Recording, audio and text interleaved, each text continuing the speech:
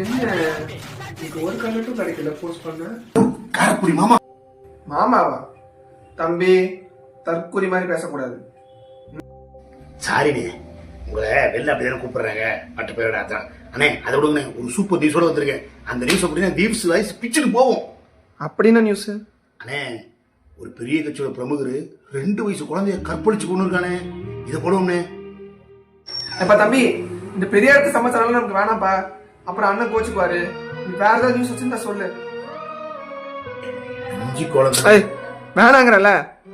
சரி வேற ஒரு டாபிக் இருக்குண்ணே. சொல்லு. ஹைவேல ஒரு கர்ப்பிணி பொண்ணுன்னு அதே மாதிரி பெரிய இடத்து வச்சுக்காரன் காரு முறை ஓட்டி வந்து அதை வந்து ஆக்சிடென்ட் பண்ணி வேற மாதிரி கர்ப்பிணி பொண்ணு இறந்துருச்சுன்னு ரெட்ட உசுருன்னு. நீ வேலைக்கு புதுசு, சொன்னா கேளு. இந்த பெரிய இடத்து விவகாரமே நமக்கு வேணாம். வேற ஏதாவது நியூஸ் இருந்தா சொல்லு, இல்லைன்னா நான் பாத்துக்கிறேன். இந்த தற்கொலை பையன் நியூஸ் யாரு வரும், சரியா? அண்ணே, இது சென்சேஷனான நியூஸ்ண்ணே.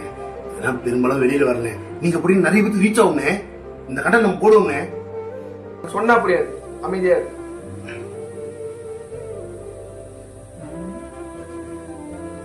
டேய், சூப்பர் கண்டென்ட் ஒண்ணு மாடி இருக்குடா.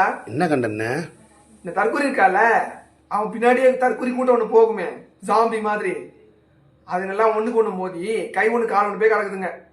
அந்த நியூஸை தூக்கி போடுறோம், தற்கொலையை கிழிக்கிறோம், ட்ரெண்ட் ஆக்குறோம், சரியா? இந்த மாதிரி நியூஸை கொண்டு வரானா நீயும் இருக்கு.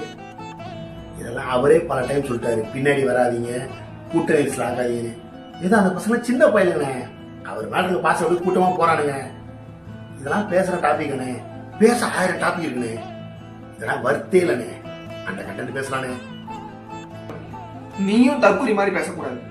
நான் கண்டென்ட்டை போடுவேன், நீ ரீச் பண்ற வழியை மட்டும் பாரு. ஆனா நீ சொல்ற மாதிரி இந்த கண்டென்ட் கூட கொஞ்சம் அவ்வளவு பெருசா ரீச் ஆகிற மாதிரி தெரியல. வேற ஏதாவது ஒரு கண்டென்ட் மாட்டினா. ஏய், சூப்பரா ஒரு நியூஸ் வந்திருக்குடா. என்னதுண்ணே? நம்ம தற்கொலை பத்தி தான். அவன் பொண்டாட்டியே உள்ள சேர்க்க மாட்டேங்கிறான் அவன். இத மட்டும் நம்ம போட்டோன்னு வை, லேடிஸ் மத்தியில நம்ம செம்ம ரீச் ஆயிடலாம். நீ போய் ஸ்டூடியோ ரெடி பண்ற வழியை பாரு. இன்னைக்கு தான் கண்டென்ட். அண்ணே, இதெல்லாம் நீங்க பர்சனல் விஷயமே.